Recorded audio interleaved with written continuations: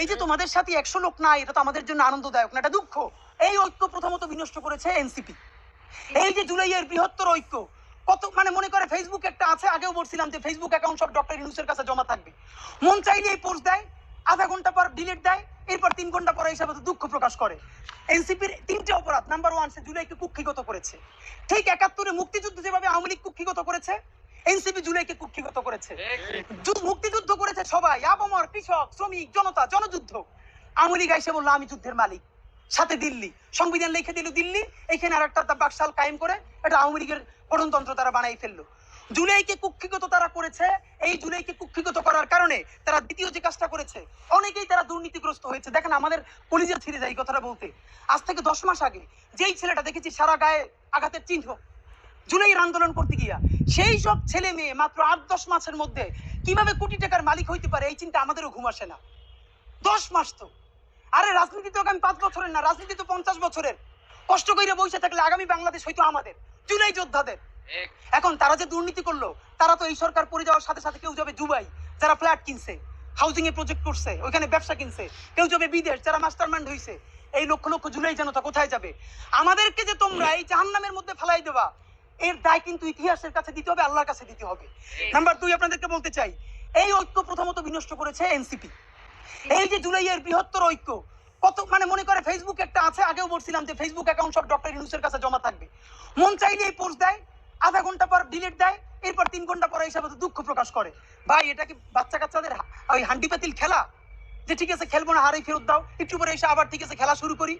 বাবা, তুমি যদি ইমোশনাল হও, তোমার যদি কবি সাহিত্যিক আর্টিস্টিক সেন্সটা বেশি থাকে, তুমি যদি অভিমানী বালক হও, তাহলে তুমি নাটক করবা, সিনেমা করবা, থিয়েটার করবা, আর্ট কালচার করবা। তোমার উপদেষ্টা হওয়ার মতো সিরিয়াস দায়িত্ব কে নিতে বলছে? আমরা যখন এটার সমালোচনা করলাম, তাদের ভাই বন্ধুরা আমাদেরকে কিয়ামত করে সমালোচনা করলো।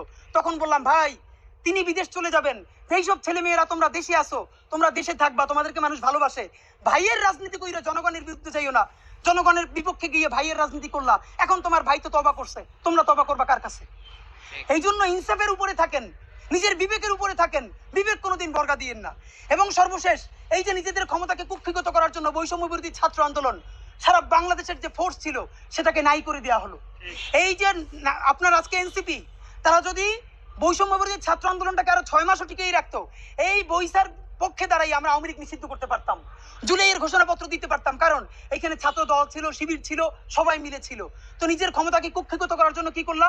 কতক্ষণ শাহবাগের পক্ষে গেলা, বিপক্ষে গেলা, জামাত, হেফাজত, ইসলামপন্থীদের গাইলেইলা, আবার সরি বললা।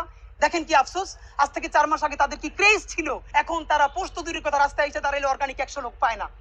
এই যে তোমাদের সাথে 100 লোক নাই, এটা তো আমাদের জন্য আনন্দদায়ক না, এটা দুঃখ। জুলাই হেরে যাচ্ছে, সুতরাং এনসিপি কে এই দায় নিতে হবে।